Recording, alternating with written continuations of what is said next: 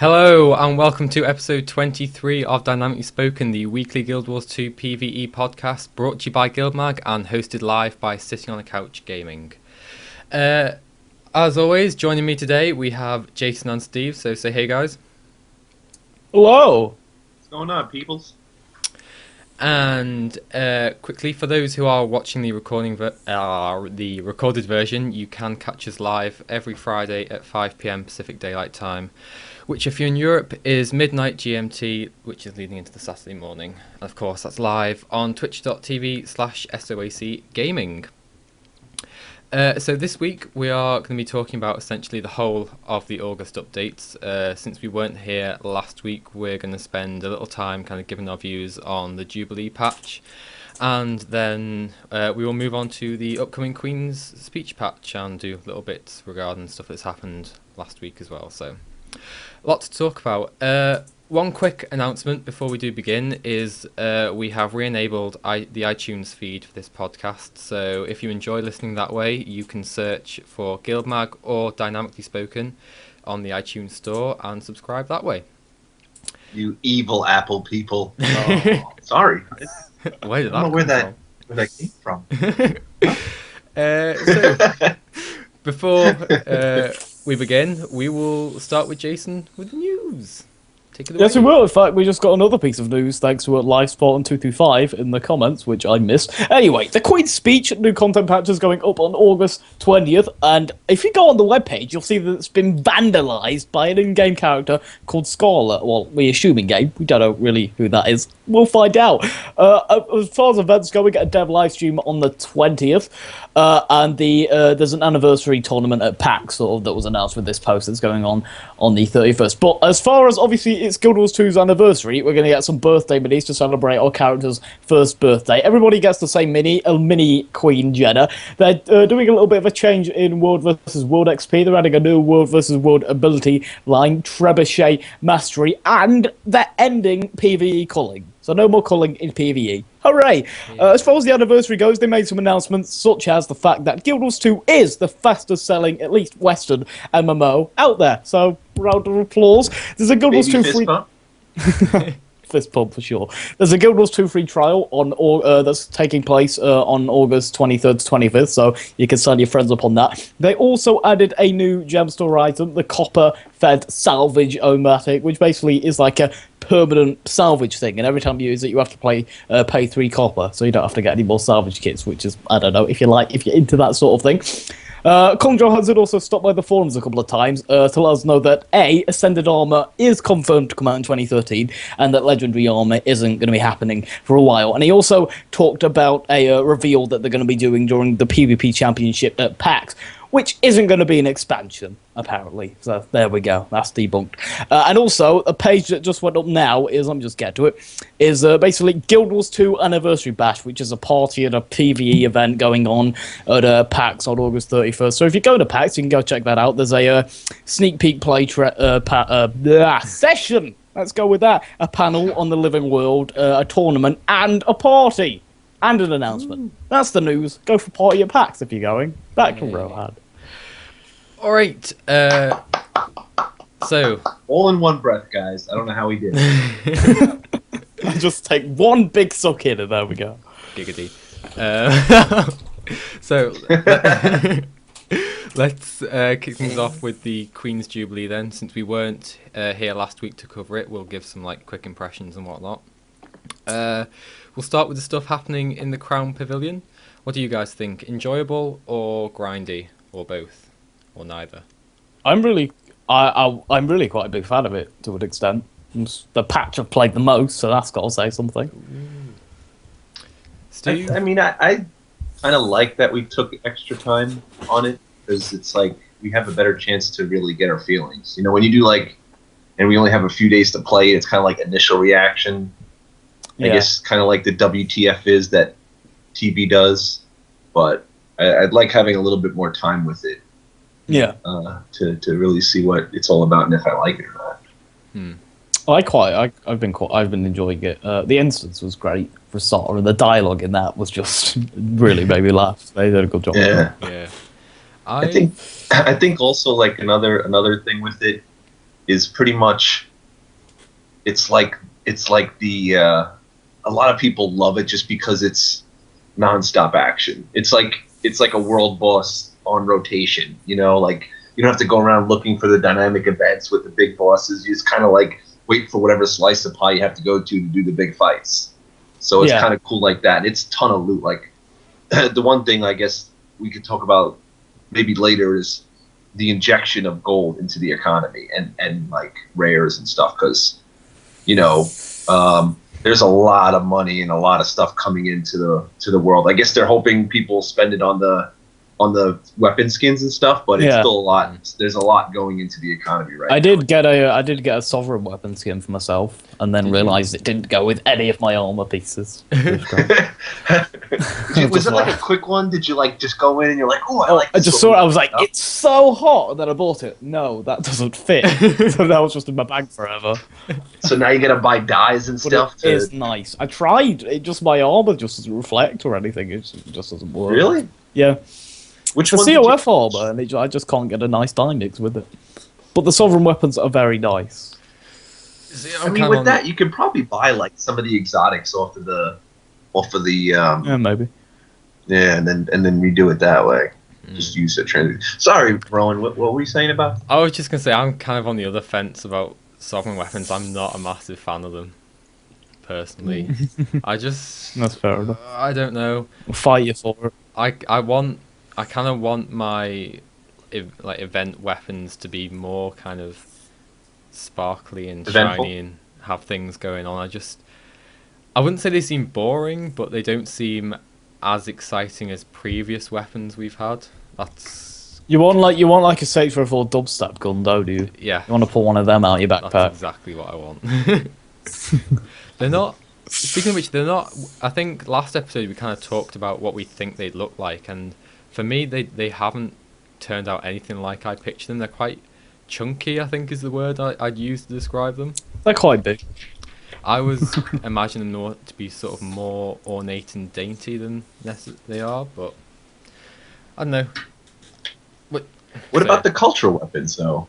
Like all the not cultural, but like I don't know, like geography weapon, like just the different. They have all the other ones you could buy. Because from what I heard from somebody, like all the other armor and stuff that's in there from each location is something you can buy with karma in the game. And I don't know, like if you guys noticed, like all the weapons that are underneath. Yeah, I've seen a couple of them, sovereign weapons.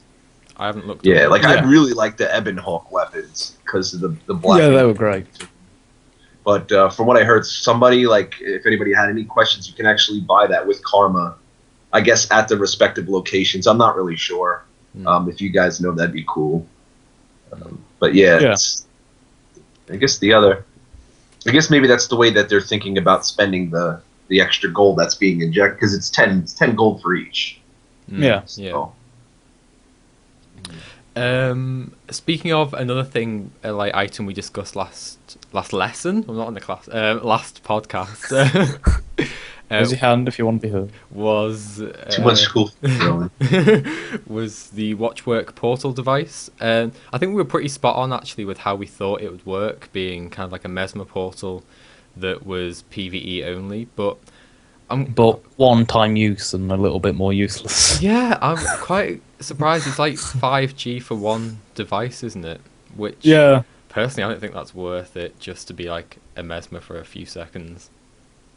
I mean, if it let me like teleport anywhere in the world, like to the top of Divinity's Reach, I'd be fine with that. If I could get like on the roof and run around, it'd be great. Well, it is. You can get a recipe.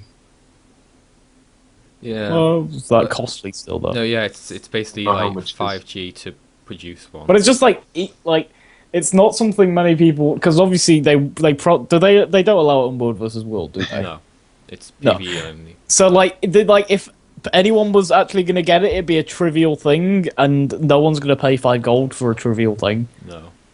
And if it's one-time use as well. Yeah. If it was like a couple of things of karma or something, it'd be fine. Yeah.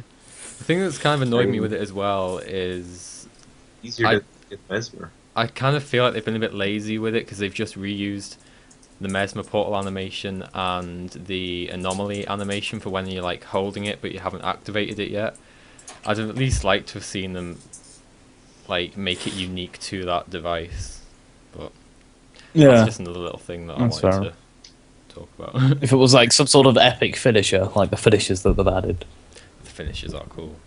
Yeah, I guess I'm not actually sure what the point of it was. I mean, maybe it was just a small addition of something that, because obviously they put in there to address something. Maybe it was just a small addition to address a party not having a mesmer. Because if you figure, I mean, it would still be 1 gold each person. So using it in dungeon run would like defeat the purpose of using it in certain dungeons. So I'm not. I guess maybe they thought like the price will stabilize and eventually it'll go down to being like a gold or something. And then if everybody in the party has to throw in 20 silver to use, to use it, then maybe then it'll be. It might just be, So we'll have to see the way it turns out. But yeah, I am wondering what it was used for. Like what the point of putting it in there was.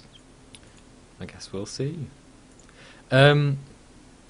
So the Queen's Gauntlet. Have either of you two done any of that? I've given it a go because I haven't had a chance to play that yet. What do you think of it? I mean, I am a terrible player, so I don't get very far. But it's a lot of fun, and I think for the sort of players who sort of like a challenge, they can. I mean, I don't know if it's like how challenging it is, if it's just like you get to a certain point and there's just no way to beat it or what. But from what I played, it was a nice little thing, and I got some nice rewards out of it and some achievements. So it was great. I quite liked it. Yeah, I'm kind of like under the same. I got all the way up to Leandre, I think her name is. And I did it like once or twice, and I didn't really beat it but I think the one thing that's really strong about it, there's 2 aspects. Like you said, the people who like that sort of content, like, are just going to love it because you don't really have to depend on other people, so to speak, because it's you and your build versus whatever that's going on that you're playing against. And I think the idea of that you have to, change your build is an important aspect. Like, people will be like, oh, do I need this? It causes people to look at their build more, because a lot of times people don't change their build. They're not used to that. Most games, like, the cost of changing builds in games used to be high. Like, I remember any other games to respec, it was like progressively increasing, and like you can only do it a certain amount of time a day. Where in this game, it's like, a couple silver pennies or something, and you're good to go. You just change it, and it doesn't really increase that much as well. So I think it's a good way to have people examine what they do, and then increase it. And it's really challenging as well, because some of the higher level achievements, you have to actually have these things called gambits. And gambits are basically, you're putting a condition on yourself during the fight. So you'll have to like sit there and do certain fights with certain conditions to get these achievements. So for people who love challenge and like putting more stuff on you, it's really something that you can brag about. And you can see there's a lot of YouTube content where they're saying, hey, I did it. Like, this is how I did it with my character. And then they throw it on Reddit, or they link it somewhere in forums. And then people could see how good you are. So I think it's a really good thing that they're doing, even though the content might not be for everybody. Like, Jason and I, we don't, I mean, for me, it's pretty cool, but it's just not what, like, I'm personally interested in. Like, I think it's okay. I'll probably do it, but I'm not really set on it. But for those really internalizing people who like to perfect their builds and like the challenge, and they want that experience, it's there for them. I think and it's really cool that you could watch it too, which I think is part of the importance. I think what you said about builds is like changing builds is something people were very used to in Guild Wars 1, because it was you had to do it all the time. Yeah. And but in Guild Wars 2, it's like it's less prominent. So I think if they kept something like the Gauntlet in, which they're not, are they? They're taking it out. Yeah. I'm sure. If they kept it in, it would really and they sort of kept adding incentives for people who like to play and mess around with builds. It'd be great, because I feel like at the moment there's not that much offered to those kinds of people. Yeah. I mean, there is some, but it's like it's sort of compared to the people who played like that in Guild Wars 1, it's just not there. I definitely agree. Well, I think the important thing is the style of gameplay. Like, it might not be that they keep the Gauntlet in there, but they know now that type of gameplay people are excited about. So they can keep the premise. Exactly, yeah. So they can keep the premise in the next releases that they have, which is good, Yeah. I mean, because basically, as you see it, like every game is basically the same thing. It's just the story or the way it's presented to you. Hmm. Sorry, that was kind of deep level and out of nowhere. But that's for that. Apparently they are bringing it back later, according to chat. So Oh, they're great. yeah. Shadow P. Woo. This is one reason I like this better than the other one. It's just because like we can get direct. Got all these wonderful feedback. people talking. Yeah. Okay, so one thing I did want to ask about, because I haven't this last sort of since the patch hit, I haven't actually played apart from like a few hours ago. With the last patch, you had changes to the dungeon rewards and champion rewards and whatnot. Do either of you know if sort of dungeon farming and champion farming has changed since that patch? Do people sort of do less COF and more other dungeon paths, or is it pretty much just stayed the same now? Definitely like it. Like I haven't been playing any of the dungeons, but in like my guild voice chat, I've heard a lot of people just basically doing different dungeons every day and stuff. So I think people are definitely doing it, as far as I'm aware. I mean, I actually did Crucible of Eternity, so that's just telling. That's And deep. I'm looking right now. We have Twilight Arbor Explorable on LFG, Crucible of Eternity, Sorrow's Embrace, Ascalonian Catacombs, Twilight Arbor, SC, COF. You're on like the Find a Party website, are you? Yeah, the little app. And like looking at it, it's so much different than it used to be. It used to be COF, looking for warriors, like share your builds, a lot. Now it's just like the ruined city of Ara explorable. I've never seen that before in my life. No, Right here. no one does that for that. See it. See, the ruined city of Ara is amazing. So I think it's definitely having a tremendous positive effect. Of what's going on and what people are doing. So it's and yeah, champs. People are starting to roam around on on Ore. I haven't checked Salsa yet. I probably should. But in map chat, you'll always see, hey, trolls up or something. When I was in Queensland. Brain fart. One of those areas. Oh god, Queensdale. There we go. Queens something. Whatever the area outside. Thank you, Queensdale. Thank you. Oh my god, my brain just exploded. Anyway, so yeah, you actually see like people calling the tree and the troll and the bandit champ and everything. So that's really cool because now people are invested in going to fight champs. When it used to be to get somebody to fight a champ, it would just be like anybody want it. You would have to kind of sneak it. Like I would just throw a waypoint and be like, oh, anybody Dynamically. Like I would never say what it is. I would just kind of sneak it out there and then hope like you could hook some people in and then get it done. But now you say the word champ and it's just like the whole Zerg comes, so it's great.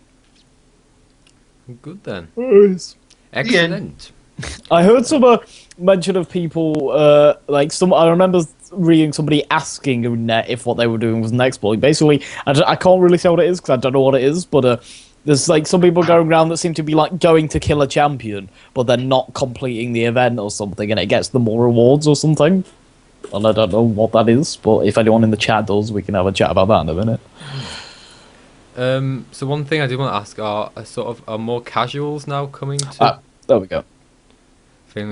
Oakwood, failing an event to spawn more champions. So they because you get the reward from the champion, wouldn't you? Yeah.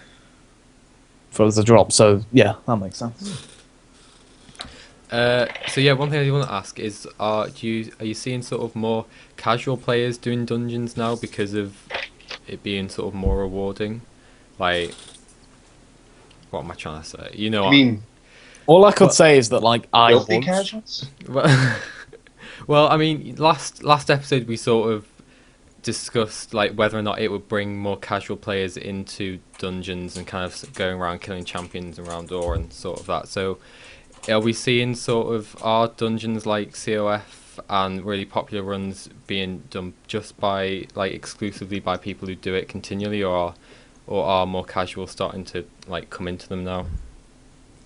Do either of you know, or does chat know, or am I just rambling for no reason? I don't know personally because I haven't really like looked into it, but I do know that like I'm sort of a casual player to an extent. So yeah, I am planning on playing some dungeons again.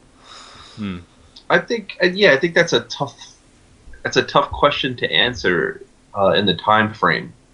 But I definitely think that just the results, looking at what people are asking for now, is kind of making it, kind of giving you the answer that we're the question that we're asking. You know what I mean? Like it just seems that people are going, it's spreading out, which I think is good because, you know, who's a casual?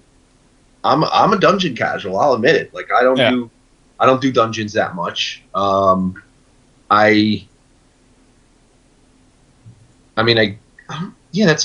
a really interesting question to ask, and I think overall, like just thinking about it, probably because people aren't obsessed with doing one area for money now. It's now they think they can get rewards everywhere, so I think it might open up the pool and stuff. You know, automatically when you think casuals, you think the guy who comes to your dungeon run and like runs up to every boss like, you know, Leroy Jenkins on everything, doesn't care, doesn't know what he's doing. I have noticed, like as far as our guild goes, I have noticed a lot of new people are joining the game. That I have noticed. I've noticed like these past couple of weeks, like when I'm talking with people, they're like, "Oh, you know, I used to play WoW, and I'm just giving this game a try and stuff." And like, I had like, just I've the never other done day. this dungeon before. Just the other day, I got a message on Facebook because somebody who I told to get the game, but it came out and he didn't. And then just the other day, he messaged me saying he picked it up. So that's definitely happening. I definitely think that this game is growing. So I think, overall, like there's a lot more, you know, quote unquote filthy casuals in the game that we're hoping to make them. I mean, that's not even that like prominent in sort of MMOs. You don't often get like a consistent growth, especially like this long after the game's come out. So Guild Wars 2 is definitely doing something right. Yeah, the only one is EVE Online that I can think of. Yeah. That's just been consistent growth. That's the only game. But yeah, I think, you know, speaking of that sort of thing, you know, 9 million or 3 million in 9 months. That's impressive. Yeah. You know, that is. I mean, and that's not big number. They mentioned that's only up to about May or something before the game was permanently discounted, so we don't know what the numbers are now, and especially like after these past couple of months where we've seen people hopping in. So, and I'm definitely noticing as we're guessing that more servers are getting heavy and full now. You know, like it used to be 1, now it's 2. Tarnished Coast and I forget. And it's always TC was always but there's been more that have been you know, where it's getting heavy and full all the time, and they haven't had to close down or merge any servers. So there's definitely a lot of people who are able to do this, you know, and do the dungeons now. And we'll just see how they deal with it if they're able to become successful and do the runs. And I think that's interesting. Speaking of which, don't they have an upcoming weekend where it's free to play? Yeah, 23rd to 25th. Is that this free trial? No, next weekend. So next weekend could see a surge of more players who buy the game after that, maybe. Yeah, definitely. There's more people to kill in structured PvP. That's always. I went to hot joins with my CC Warrior and just smash a couple people's face in.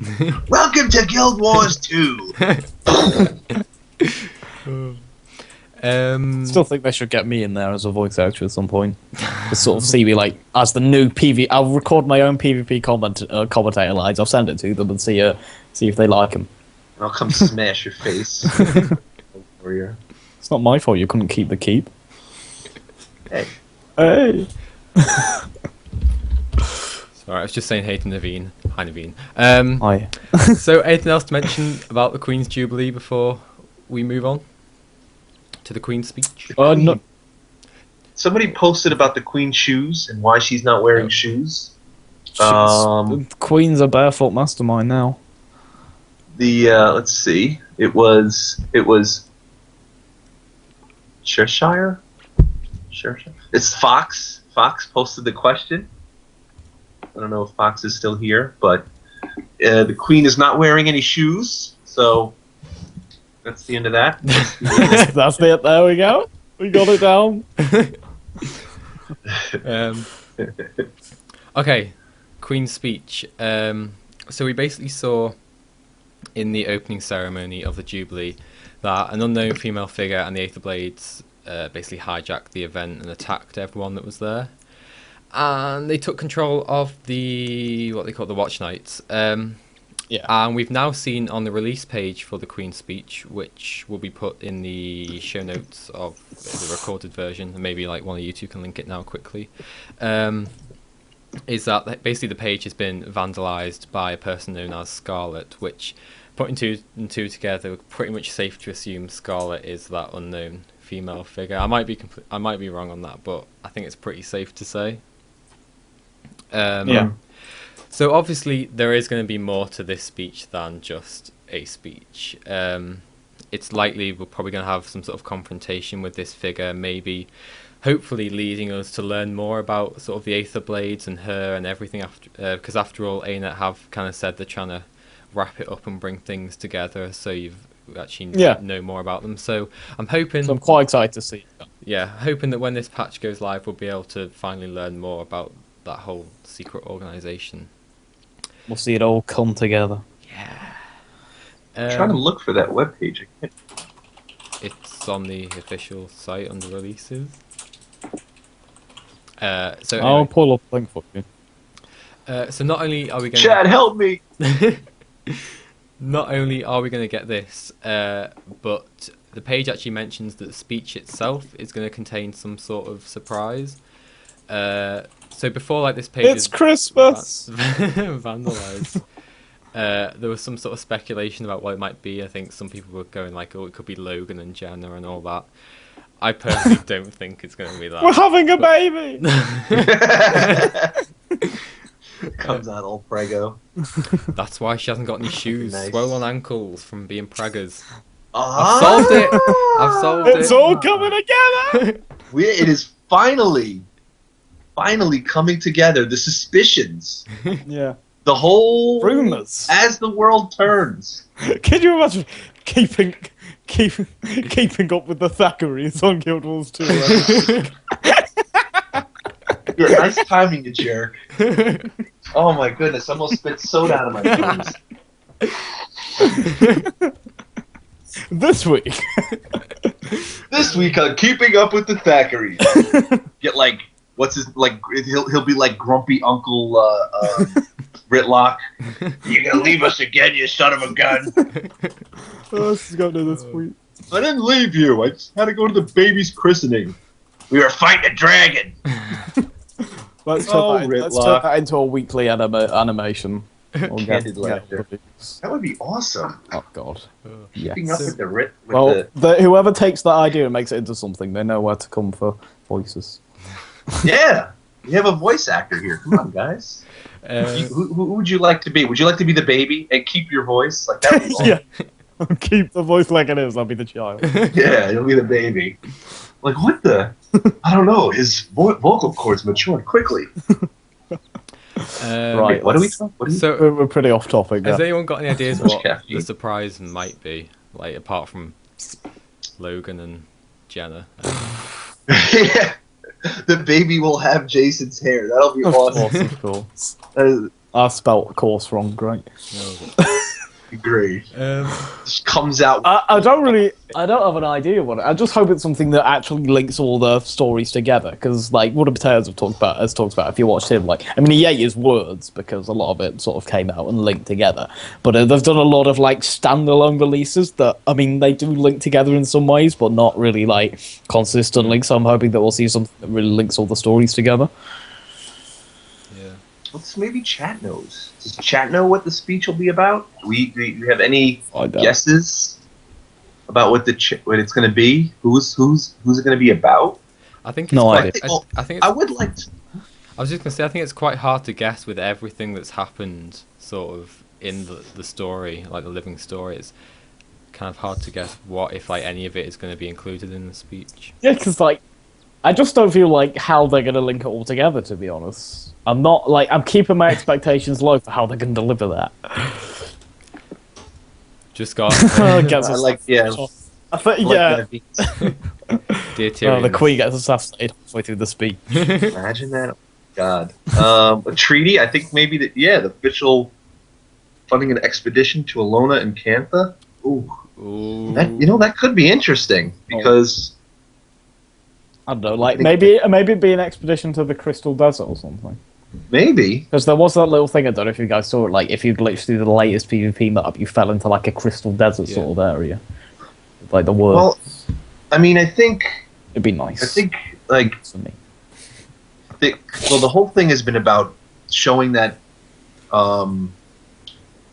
that the human as a race, they're strong and they're powerful. Yeah. And the human, as the history has been going, have been retracting into this small area, Yeah, which small, is small. divinity's reach. So maybe Andil or Andel or Andel 3025 has a point. Maybe because the easiest way to dispel the idea that they're losing power is to start expanding again. So if they say we're going to a new area here, this is the thing, we're going somewhere, and this could be great to tie in with the year anniversary, and they expand. Maybe that is a great. Yeah. Yeah. I mean, that really could be it. I mean, that could be it. It's like it definitely makes sense when you think about it. Yeah. I mean, it would. I mean, I suppose if we're thinking that this is going to tie up everything that's happened in the living world so far, that could then be like the next sort of arc of like moving on to a new story of the living world. If this is going to kind of like almost bring it to an end, then again, it might not. I don't know. We just don't know. I mean, they can't really bring it. I feel like they're not really going to bring it to an end. It's going to be like some answers, some questions will be answered, and then just way more will be opened up. And then I just hope they don't do like what TV shows do sometimes, because like they talk about Living Stories like a constantly updating TV show in a sense, just the way it comes out every 2 weeks. So I hope they don't like eventually build up so many different questions and they just don't have a way to answer all of them anymore. Or it could end up like 24, where every year it's nuclear or biological warfare. The script. Evil mind. They're like rats. They're spreading the plague. Kill the script. So have we got anything else to mention about Scarlet or the Aetherblade bit of the speech before we move on to like... Yes, I would like to give myself a pat on the back, because I did say a bunch of years ago in our old podcast that Scarlet is going to be a Sylvari, because it sounded like a flower name. You guys are like, well, I don't know. Yeah. Girl's name, yada, yada, yada. It's a flower. That's a girl's Oh, name. yeah. Okay. Flower's name, so Okay, we'll give you that one. baby fist pump. Thank you. We've got a message from Naveen. Scarlet, basically lots of speculation that it could be Livia from Guild Wars 1. Oh! How'd you get Hang here? on, wait. Have you... Like that. That'd be nice. Really Although- old Libya. Although I'm not sure. I don't Well, know. she did see that. Maybe that little stick she got at the end, the little stick at the end of the cinematic of Guild Wars Either North. Maybe that was like a Sylvari converter, and she used it up. The problem I've got with that, though, is...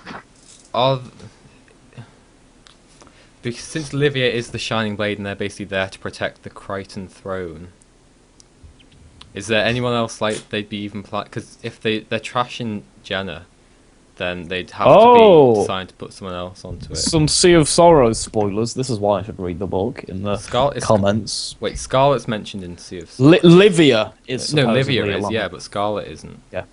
Okay. So, but that's what I'm saying. If like the speculation that Scarlet is Livia, she'd have to have a reason for wanting to trash Jenna, because she's basically there to protect the throne. And I don't think Jenna's done anything wrong, so I don't. Keeping up with the Thackeray's. I doubt that one, but we'll see. We'll see.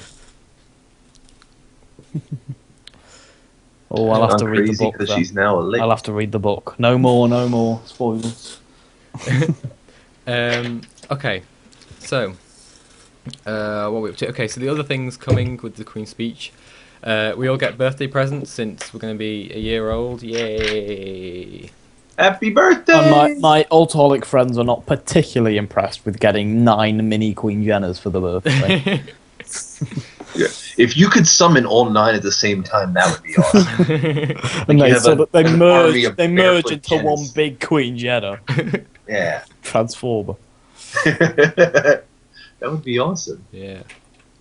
Can I put them this way? Can you put mini pets in the Mystic Forge? Maybe. I'm not sure. Let's give it a go. Can you? Yeah, that's a good question. Yeah, you can. Probably, yeah. So that's Merge probably them why into most one of them are super, done then. like a giant Jenna. Massive tentacles and stuff. Wait, what? Who said that? Okay, so we also see the end of PvE culling, which actually I'm quite excited about, because you'll finally be able to see how many people are like around you in a big event. I Yeah, think. but you're excited because you got a new video card. What? Like the people with like the hand crank video cards, they're gonna be crying. They're gonna be like, "What is this?" Like kicking the side of their box. Hurry up! I think a few months ago, maybe not that long ago, someone did do a Reddit post about. I think in the Claw of Jormag they were testing the end of PvE culling, and you could actually see everyone that was around you, and they kind of did a screenshot like of with culling on and then culling off, and there was like twice as many people around you that you'd never have known otherwise, which actually looked pretty cool. So I'm really excited for it. Yeah. And I mean, I suppose for those who don't have decent graphics card, that you can just put the names on like World v World. So I'm excited for it, and I think it's going to do a lot to dispel people who in the past have said Guild Wars 2 is essentially dead or dying because they've left it and they're putting their own views onto it. But there we go. I'm excited. Yeah. So I'm starting a riot in chat. I don't believe Matt Visual. I don't believe him. So here's the thing. That is not proper because an 8-core CPU, like Guild Wars 2 is not going to use 8 cores. Steve, I've got a 680. NVIDIA 680. And my game runs at 15 frames per second on any graphic setting. And that makes me sad. It really is terribly CPU. Who, you? Yeah. you should. What type of CPU do you have? I have it should run it okay. I've got like a AMD Phenom 2 like quad core processor. Yeah, that should be fine. Yeah, and it really is CPU heavy. Well, I think up to the point it could be CPU heavy. Like, I mean, granted, I have a 2500K overclocked, but I've seen people with ultra high end computers run somebody had like two 7990s in Crossfire, so that's 4, and they get like 120 FPS constant. So I think the game scales well with processor increase and with GPU increase. So I think the game itself is very intensive. Yeah. Depending on what effects you have, it probably, because typically what they do in MMOs is they make it more CPU intensive because typically people have good CPUs. Like good CPUs have been around for a while. Like you could say something from even like the original Core architecture, or like Core 2 duos or Core 2 quads. Like those were pretty good. And then you had the Nahulum, Sandy Bridge, and Ivy Bridge, which are the 3 latest, and Haswell, so the 4 latest. Those 4 are also great CPUs. Then the AMD Phenom 2, which is a great CPU, and then the FX, which is great at high megahertz. So that could be a case, like all those CPUs are really good. So, I mean, I think definitely you would rely more on CPU and put that in your MMO. But to say that it's not GPU intensive, I think that's a little incorrect, because I've seen people with like Crossfire setups or SLI setups getting much higher FPS than I do currently with a high-end graphics card and a high-end CPU.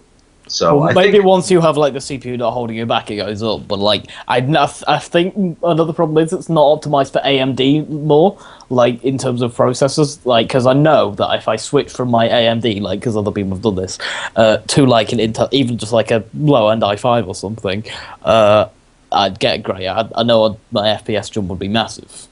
yeah, that's a problem because I mean, there's a whole big discussion going into like computer science because of like code optimization and Intel and the whole like collusion thing that they had going on like 5-10 years ago that they sued billions of dollars for. I mean, I think definitely that's true, and I definitely agree. I'm sorry, I had like caffeine before, so my mind is kind of spinning really fast right now.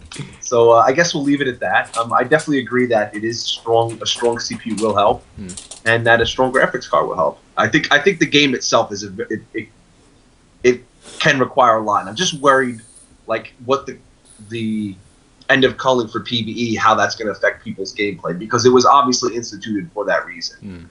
So I guess we kind of got off track with the whole CPU. Well, I don't think they'll be getting rid of it unless they have like a sort of just a way to substitute for it. I'm sure they've put in some systems that really like assist with that. Well, I mean, they've probably to an extent they've probably learned from turning off the world v world culling how to manage it better. So I think it should be all right generally. So yeah, exactly. Just as mentioned in chat, they had good improvements with the world v world culling. So yeah. All right.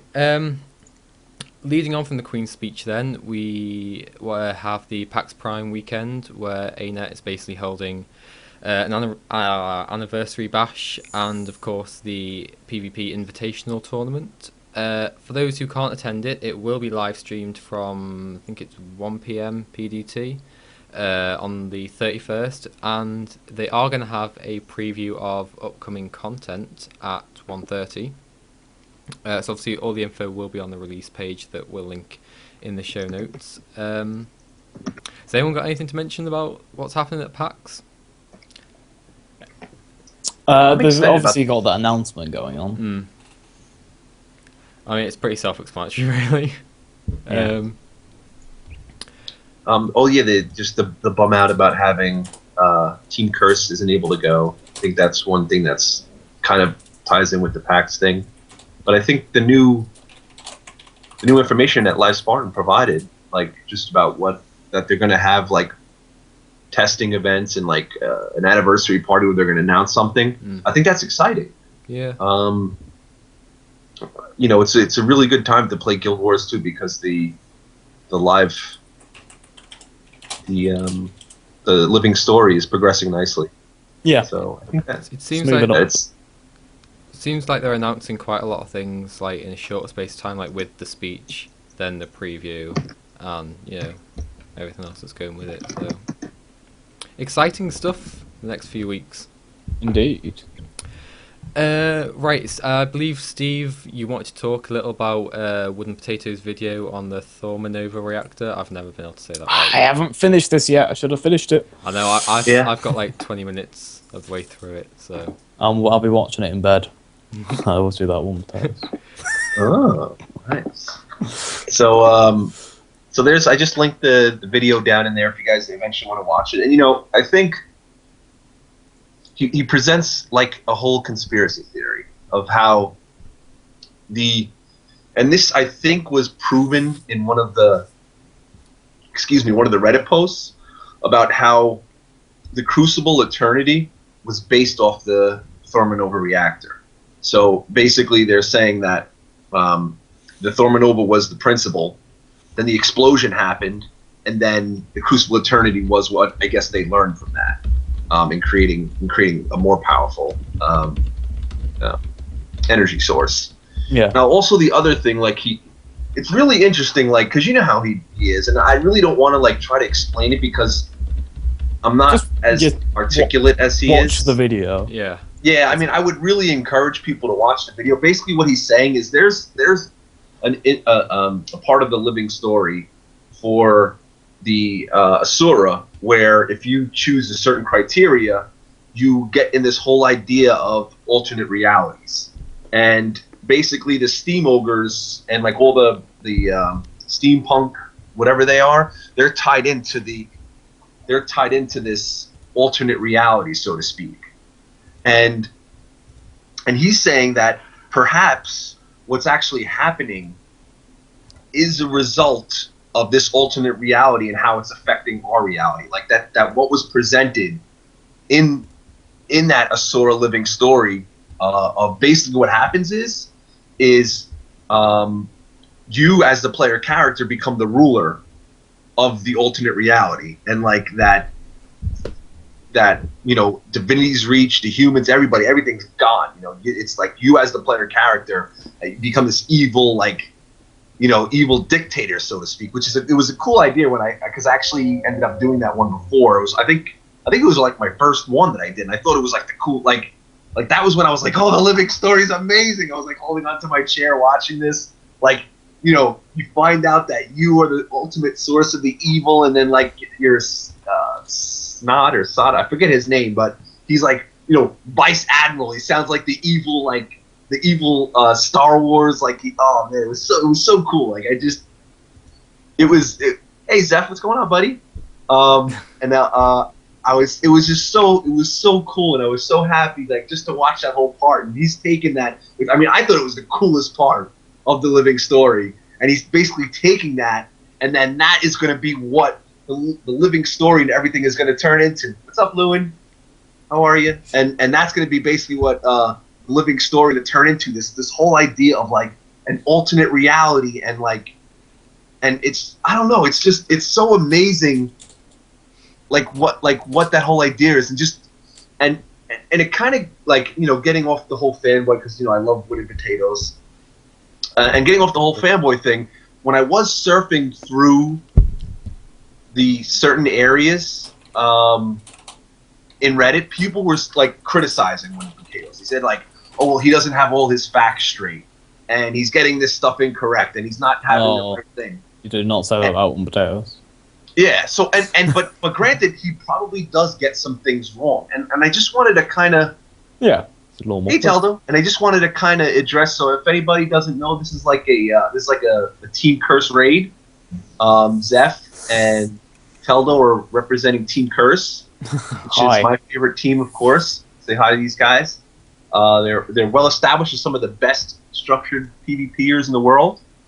And then also we have Wani and Lewin, and they're all from there. So hi guys, we're how in you the doing? presence of God. Where's it? She's obviously in jail, so he couldn't make it today. But what's up, guys? But anyway, so like people were saying, and he probably could get things wrong. Not everybody is perfect, and I think that. But here's the thing. Here's what I think like people forget about when they watch this stuff, because you're always gonna have like, they're not haters, but they're like they're so into the lore that they kind of take possession of it, where it's like, this is my lore, and it's not right, and this is not the way it's supposed to be, or what I think it should be. So it's like you're messing with what is close to their heart. And I want to kind of say something to like express to those people maybe how it could be different. And wooden potatoes may not be 100% factual or factually correct. He may get things wrong. Wooden potatoes isn't all-knowing and all-seeing. I bet you even people at ArenaNet get things wrong. And I think the important thing to realize is, if you love lore and you think the lore is like your favorite part, and he gets stuff wrong and it makes you angry, but just think about it in a different way of, wooden potatoes is bringing so much attention to lore. Like, not a lot of people would have been interested in. I know I wouldn't have. Yeah. And not only that, but he's articulating in a way that people find interesting. So you're bringing more people into your lore community. And if you want to like be like a little competitor or something with him, I mean, that would be cool. Like, release your own videos. I wouldn't encourage you to like shoot him down or like say, well, he's wrong and this and that. Try to spin it in a way where like, hey, I'm helping expand the lore, because that's what you're here for. I mean, if you just had the lore to yourself and nobody knew about it, like, what's the fun of knowing all this information if you can't talk to people about it? So if we could think of like wooden potatoes as a champion of lore, and that he's helping explain and open up the world of lore to all these people and all these great minds that could now think about it and help and have these engaging conversations, then I think it's important, even if he's not factually correct. And I think a way to help and be a part of it is to sit there and constructively, of course, say, hey, you know, when you said this wasn't exactly it. This is what I thought it was, or this is what I, you know. Well, a lot of his fans do that. If you go to the comment section, there's like there's a lot more more neutral lore fans who like to discuss it properly than there are the people who freak out if he gets something wrong. Because you get those people with in whatever line of work you're in. And yeah, and like the reason why I say that is because like I look at like people like Total Biscuit and stuff, and like he's constantly addressing the haters, and I think you know we call them the vocal minority, and it just seems like the majority, so a lot of people get overwhelmed. I mean, that's kind of the hardest part. Sometimes it's a waste of time replying to them, and sometimes it's not, because it depends what exactly. It depends what you have to identify what their criticism holds, really. Exactly, and I think it's an important discussion, like at showing this as an example of like, you know, a lot of us, we don't go on the forums, we don't express ourselves on the forums because the people who tend to be the minority, they try to dominate it and then they bring it down. And I think instead of bringing person down because they don't have 100% information, what he's providing and what he's giving to us is so much more valuable because it's making lore being a more powerful aspect. And I think he's just an excellent storyteller. He's like has the ability to present it where he talks for 30 minutes about something that I would probably take 2 minutes to talk about, and he still makes it interesting. So I don't know. I think it's very valuable, and I think as far as the Thormanova, his story, I don't agree with it 100%. I don't think anybody can agree with it 100%. But I think what it's showing is that a lot of people are upset about Abaddon and him not being there, but there is a lot. Like if you watch the video, he says like I was initially like really upset that there would be no Abaddon, and a lot of like you guys, the Guild Wars 1 guys, were very upset because you wanted Abaddon. But he's also expressing something that he says, you know what, as you go into it, it is interesting. Because we need new lore. You know, if you keep talking about the same stuff, it's going to be like, well, what is this, Guild Wars 1 again? Like, we don't want that. I think there is important lore that can be in the new Guild Wars 2 as well. And I think that Thormanova, it might surprise us. I mean, I hope it will. Well, I'm definitely going to watch his video to sort of like excite myself on that a bit more, because I only watched so much and then I got sidetracked. It's been in the back of my mind for a while, because it's just like, whenever he brings out any sort of video, I'll watch it. Yeah, it is pretty amazing. I was just gonna say I am actually quite excited for learning about the reactor now. Before I didn't kind of realize there was as much surrounding it as there was, so I'm not too bummed out about Nashblade losing, even though he did deserve to win. But that's another episode. Nashblade denied. That's an entire debate. That is.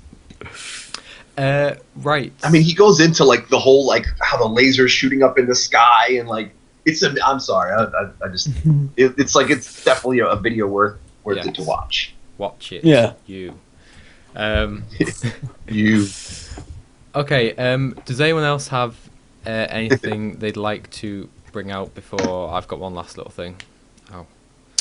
I don't have much else to say. Definitely, there is another Reddit post, and I'll post it on here. Well, there's two things actually. The one is what's called Project Eavesdrop, and it's basically somebody in the community is trying to go out and record every single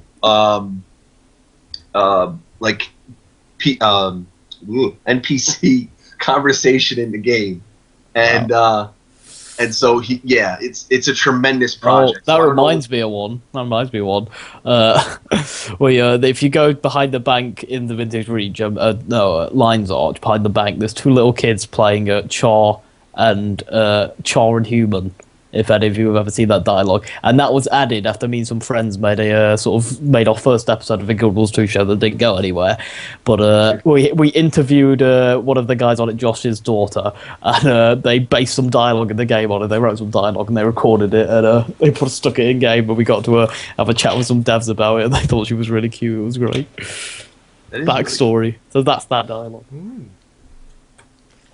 And it kind of shows you how much is going on in the world of Guild Yeah. Wars 2. And it's a huge undertaking. So if you guys find it interesting and we can maybe help get it going, I just wanted to give it out there because I thought it was like this person taking on this tremendous task that he's going to have to put hundreds of hours into. So if anybody is interested and want to help, it's a really good Reddit post. But that's what's always been so great about this community, because there's always like those people who like spend devote like years of their time, and then like a couple of years after the game's out, you really start getting these like die-hard lore fans or just game fans with like all these amazing projects that have been done. It is super interesting. Yeah. And I think this is another undertaking. What they're trying to have is a 24 like Smite has.